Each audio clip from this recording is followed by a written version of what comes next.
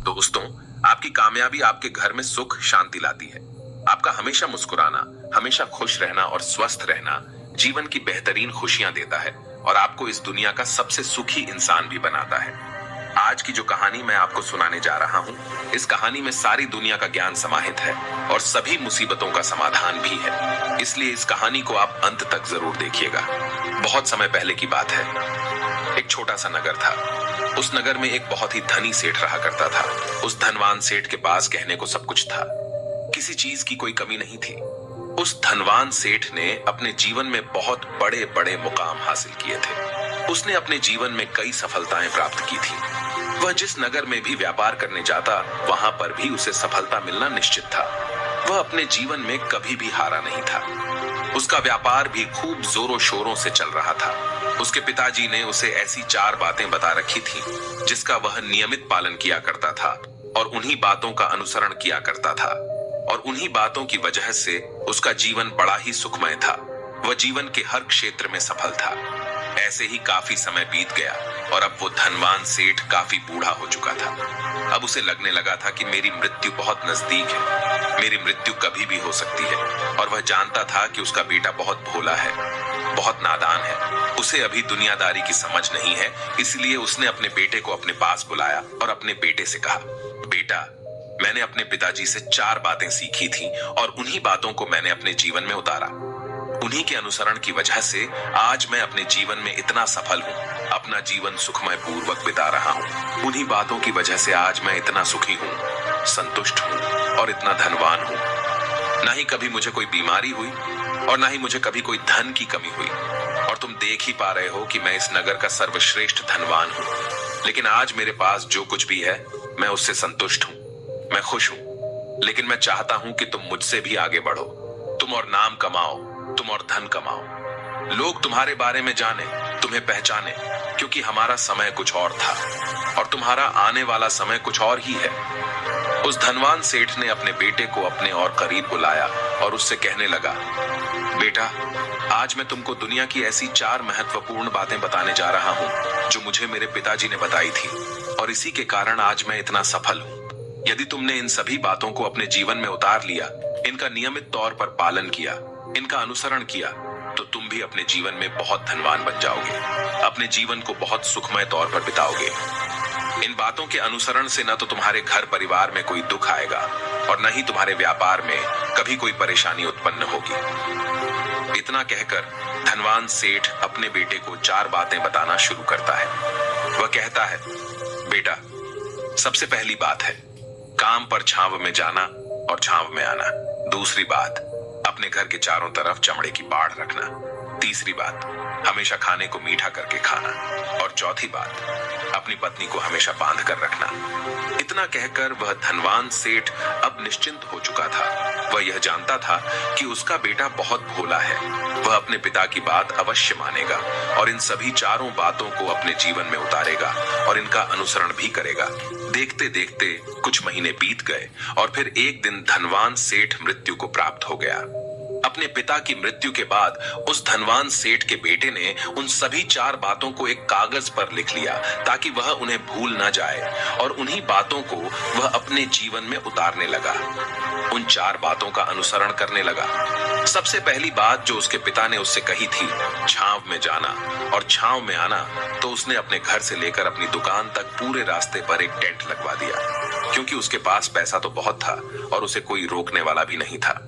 जब भी कोई उससे पूछता कि आखिर तुमने ऐसा क्यों किया, तो वह उसके जवाब में बस इतना ही कहता कि मेरे पिताजी ने मुझसे ऐसा ही करने को कहा है। इसके बाद उसने अपने पिता की अगली बात का अनुसरण किया। उसने अपने घर के दोनों तरफ चमड़े की एक दीवार खड़ी करवा दी। इसे देखकर आसपास के लोग बहुत क्रोधित हो गए। वे लोग उससे झगड़ा करने पर भी उतर आए। कई लोगों ने तो यह तक कह डाला कि आखिर तुमने ऐसा क्यों किया, चमड़े की बाड़ तुमने क्यों खड़ी करवा दी, चमड़े से बहुत बदबू आती है और इससे हमें तकलीफ होती है, इसे आज ही निकलवा दो। लेकिन कोई उसका कुछ भी ना बिगाड़ सका, क्योंकि उसके पास बहुत पैसा था। इसलिए कोई भी व्यक्ति उसका ज्यादा समय तक विरोध न कर सका, और उसने भी मन बना लिया था कि वह अपने पिता की सभी बातों को पूरे दिल से मानेगा। उसके पिता ने उसे तीसरी बात कही थी, खाने को मीठा करके खाना। जिस कारण वह अपनी पत्नी से हर रोज खाने में कुछ मीठा ही बनवाता था। कभी सेवियां, कभी खीर, कभी हलवा तो कभी मिठाइयां। हमेशा यही सब खाता रहता। और उसके पिता ने उसे चौथी बात कही थी, अपनी पत्नी को हमेशा बांध कर रखना, जिस कारण वह हर रोज अपनी पत्नी को रस्सी से बांध कर रखता था। ऐसे ही कई दिन बीत गए और देखते ही देखते अब वह सेठ के बेटे का जीवन धीरे धीरे बर्बाद होने लगा था, क्योंकि उसने अपने पिता की सभी बातों का गलत मतलब निकाला था और वह उसी के अनुसार उनका पालन कर रहा था। देखते देखते उसका उतना बड़ा व्यापार अब ठप होने लगा था। उसके यहाँ पर ग्राहकों की संख्या कम होने लगी थी, क्योंकि जब उसका मन करता तब वह दुकान जाया करता और जब उसका मन करता तो वह दुकान से वापस घर लौट आता। उसका अपने पिताजी के इस कारोबार में मन नहीं लगता था। इस कारण उसके सारे ग्राहक अब उससे नाराज होने लगे थे। उसके सारे ग्राहक अब एक एक करके उस दुकान को छोड़ते चले जा रहे थे। इसी कारण उसका पूरा व्यापार अब ठप हो चुका था। जिस व्यापार को खड़ा करने में उसके पिताजी ने खून पसीना एक कर दिया था, उस व्यापार को उसने कुछ ही महीनों में पूरी तरह से बर्बाद कर दिया था। अब उसका धंधा बहुत कम हो चुका था, जिस कारण वह बहुत परेशान रहता था। वह बहुत चिंतित रहता था और इसके साथ ही उसने अपने घर के चारों तरफ चमड़े की दीवार खड़ी करवाई थी। उस कारण आसपास पर बहुत गंदी बदबू फैल चुकी थी। इसलिए जो भी उसके आसपास रहते थे उन सभी ने वह घर छोड़कर कहीं और पर अपना बसेरा बसा लिया। चमड़े की बदबू के कारण अब उसके घर में भी कोई नहीं आता था। यहाँ तक कि उसके मित्र और रिश्तेदार भी उस घर में आने से कतराते थे। लेकिन अब भी उसे समझ नहीं आ रहा था कि आखिर ये सब हो क्यों रहा है। वो बहुत परेशान रहने लगा था और वह हमेशा मीठा भोजन किया करता था, जिस कारण उसका वजन बहुत ज्यादा बढ़ चुका था और इस मोटापे के कारण उसके शरीर में न जाने कितनी सारी बीमारियों ने अपना घर बना लिया था। आए दिन उसके घर पर वेद आने लगे थे। इन्हीं कारणों से अब उसका पैसा भी इन चीजों में बर्बाद होने लगा था और अपने पिता की चौथी बात उसने मानी थी। वह थी अपनी पत्नी को बांध कर रखता, जिसकी वजह से उसकी पत्नी उससे नाराज हो गई और वह घर छोड़कर अपने मायके लौट गई। उसने अपनी पत्नी को मनाने की कोशिश की, तरह तरह के उपाय किए, लेकिन उसकी पत्नी नहीं मानी। और वैसे भी कोई भी स्त्री ऐसे मर्द के साथ क्यों रहना चाहेगी जो उसे बेवजह ही बेबात पर बांध कर रखता हो। देखते देखते अब वह सेठ के बेटे का पूरा जीवन बर्बाद हो चुका था। न तो अब उसके पास व्यापार बचा था, न ही धन, न ही उसकी पत्नी और न ही वह रिश्तेदार जो पैसों के लिए उसके आसपास घूमा करते थे। और तो और अब उसका स्वास्थ्य भी ठीक नहीं रहता था, जिस कारण वह बहुत चिंतित रहने लगा था, बहुत परेशान रहने लगा था। उसे यह सब समझ ही नहीं आ रहा था क्या हो रहा है और क्यों हो रहा है। इन सभी बातों को लेकर तो बहुत परेशान रहता और वह मन ही मन अपने पिताजी को कोसा करता, कहता, पिताजी आपने तो मेरा पूरा जीवन बर्बाद कर दिया। आपकी उन 4 बातों के कारण आज मुझसे मेरा सब कुछ छिन चुका है। न तो मेरे पास व्यापार रहा, न ही धन दौलत, न ही वह रिश्तेदार, न ही मेरी पत्नी और यहाँ तक कि मेरे स्वास्थ्य ने भी मेरा साथ छोड़ दिया है। आप ही के कारण आज मेरा पूरा जीवन बर्बाद हो चुका है। यदि मैंने आपकी वह 4 बातें न मानी होती, यदि मैंने उन्हें अपने जीवन में न उतारा होता, तो आज मैं एक सुखमय जीवन जी रहा होता।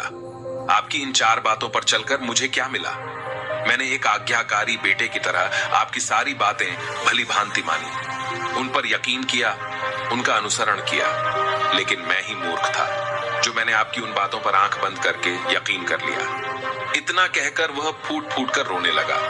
तभी उसे एक दिन पता चला कि उसके पास के नगर में एक साधु आए हुए हैं और वह साधु सभी की समस्याओं का हल बताते हैं। चाहे कैसी भी समस्या हो, वह उसका निवारण अवश्य करते हैं। यह सुनकर उसने सोचा कि चलो एक बार मिलकर देखता हूं, हो सकता है कि मेरी भी समस्या का समाधान मुझे मिल जाए। इस आशा के साथ वह उन साधु के पास पहुंचा। वहां पहुंचकर सीधा उनके चरणों में जा गिरा और जोर जोर से रोने लगा। वह कहने लगा, हे गुरुवर, अब आप ही मुझे बचा सकते हैं। मेरे पिताजी ने तो मेरा पूरा जीवन बर्बाद करके रख दिया। आज मेरी जो भी स्थिति है वह सब मेरे पिताजी के कारण ही है। मेरे पिताजी ने मुझे जैसा कहा मैंने वैसा ही किया। हमेशा एक अच्छे बेटे की तरह उनकी सारी बातें मानी, अपने सारे फर्ज निभाए और देखिए मेरे पिताजी ने मेरे साथ क्या किया। मरते मरते भी वह मुझे गलत बात सिखा गए और उसका खामियाजा मुझे आज भुगतना पड़ रहा है, क्योंकि मैंने उनकी सभी बातों को अपने जीवन में उतारा, उनका अनुसरण किया और देखिए आज मेरे साथ क्या हो गया। मेरा तो पूरा जीवन ही बर्बाद हो गया। मैं अब तक यह नहीं समझ पाया कि मेरे पिताजी ने मेरे साथ ऐसा क्यों किया। क्या मैंने उनके साथ कुछ गलत किया था? इतना कहकर वह उन साधु के सामने और भी जोर जोर से रोने लगा। तभी वह साधु महाराज उस सेठ के बेटे से कहते हैं, बेटा चुप हो जाओ, पहले मुझे अपनी सारी बात तो बताओ। आखिर तुम्हारे साथ क्या हुआ है? तुम इस तरह से क्यों रो रहे हो? तुम्हारी इस परेशानी का क्या कारण है? उन साधु के इतना कहने पर उस सेठ के बेटे ने पर्ची उन साधु के हाथ में रख दी जो उसने अपने पिता की मृत्यु के बाद लिख रखी थी, जिसमें उसने अपने पिता की चारों बातें लिखी थी। उन साधु ने पर्ची ली और उसे पढ़ने लगे, और उन्होंने जैसे ही वह पढ़ा वह जोर जोर से हंसने लगे, और वह उस सेठ के बेटे से कहते हैं, तुम कितने बड़े मूर्ख हो। तुम्हारे पिता ने तो तुम्हें दुनिया का सारा ज्ञान दे दिया, लेकिन तुम उसे समझ नहीं पाए। तुम उसका सही तरह से पालन नहीं कर पाए और कहते हो कि तुम्हारे पिता ने तुम्हें गलत राह दिखाई है, तुमने गलत संदेश दिया है। तुम्हारे पिताजी तो तुम्हारी परीक्षा ले रहे थे कि तुम उनकी बातों को समझ पाते हो या नहीं, तुम उनकी बातों का सही मतलब निकाल पाते हो या नहीं। यदि वह चाहते तो इसका मतलब तुम्हें अच्छी तरह से बता सकते थे, लेकिन वह चाहते थे कि तुम इन बातों का मतलब खुद से जानो, खुद से समझो कि इन बातों का क्या अर्थ है। लेकिन अब तो ऐसा प्रतीत होता है कि मानो तुम्हारी बुद्धि बिल्कुल भ्रष्ट हो चुकी है। तुमसे बड़ा मूर्ख मैंने आज तक नहीं देखा। जिसके पास दुनिया का इतना बड़ा ज्ञान हो, वह भला इतनी बड़ी मूर्खता कैसे कर सकता है? तुम्हारे पास कोई ज्ञान नहीं है, तुमने कोई भी ज्ञान अर्जित ही नहीं किया। अगर तुम इन बातों का सही मतलब समझ चुके होते तो तुम भी अपने जीवन में अपने पिता की तरह ही सफल होते, खुश होते, और तुम्हारा जीवन सुखमय तरह से बीत रहा होता। लेकिन तुम इतने बड़े मूर्ख हो कि तुमने अपने पिता की बातों का गलत मतलब निकाल लिया। उन बातों के मतलब के बारे में तुमने सोचा तक नहीं। उन्होंने जैसा कहा तुमने वैसा करना शुरू कर दिया।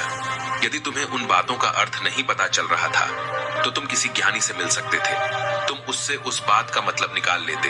लेकिन जैसा तुमने अपने पिता की इन बातों को समझा है, इसका मतलब वैसा नहीं है। इस पर वह धनवान सेठ का बेटा कहता है, हे गुरुवर, आप क्या कहना चाहते हैं? क्या मैं अपने पिता की बातों को सही नहीं समझ रहा? और वैसे भी इसमें समझने लायक है क्या?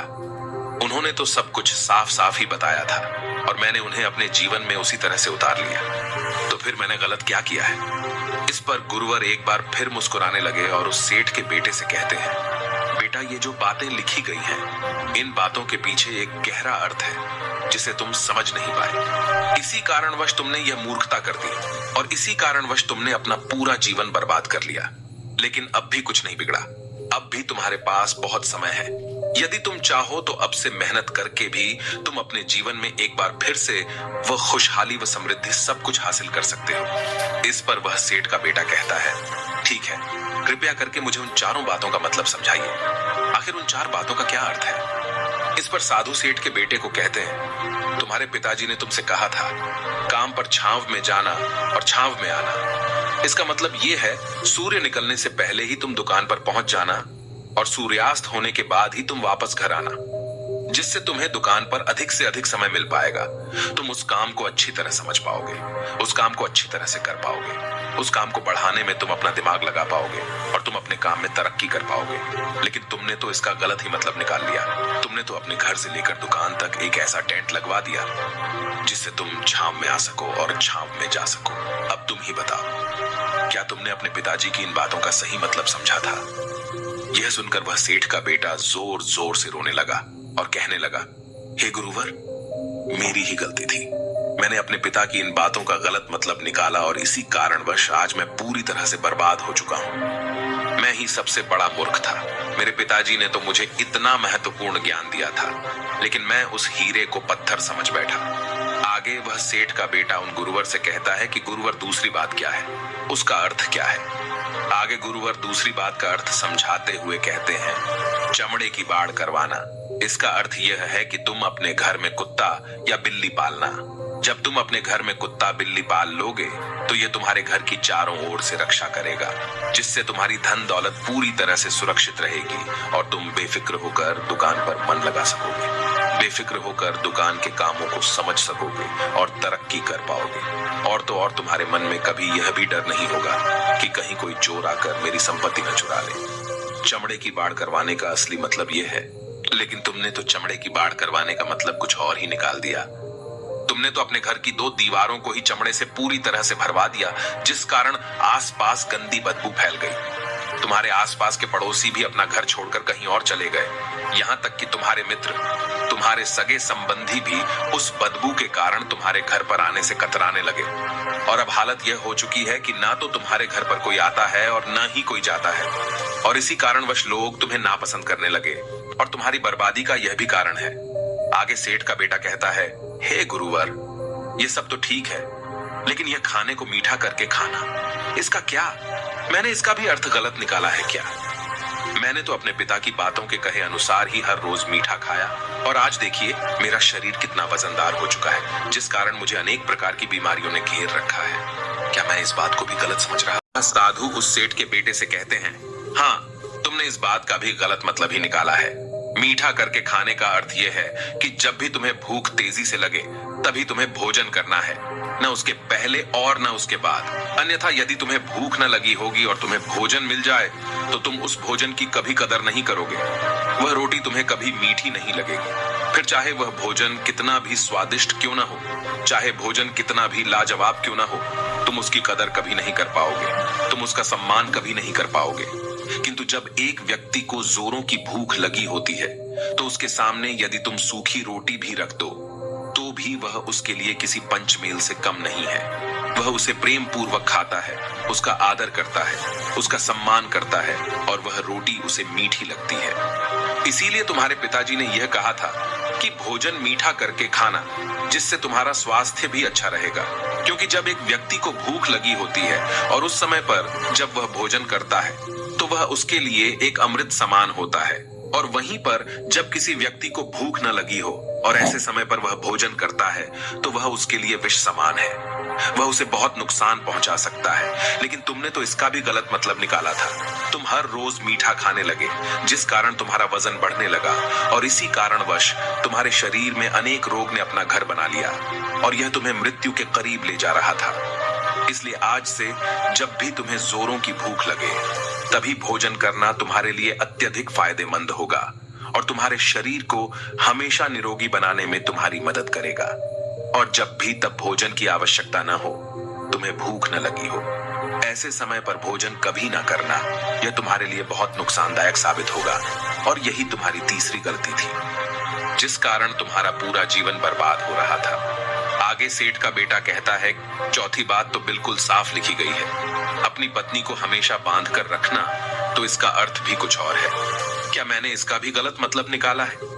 इस पर साधु कहते हैं, हाँ बेटा, अपनी पत्नी को बांध कर रखने का अर्थ यह नहीं है कि तुम रोज रस्सी से बांध कर रखो, बल्कि इसका अर्थ तो यह है कि जब भी तुम दोनों के बीच में कोई आपसी मतभेद हो जाए, कुछ नोक झोंक हो जाए, तो तुम अपनी पत्नी पर हाथ मत छोड़ना। जब तक एक स्त्री का पति उसके साथ रिश्ते में बंधा होता है तो वह अपने रिश्तों में बंध जाती है और वह अपने रिश्ते को पूर्ण तरीके से निभाने का हर मुमकिन प्रयास करती है। और ऐसे समय पर यदि तुम्हारे बीच कुछ नोक झोंक हो जाए, कुछ गलतियां हो जाए, और ऐसे समय पर तुम उस स्त्री का हाथ नहीं छोड़ते, तो वह तुम्हें छोड़कर कभी नहीं जाएगी।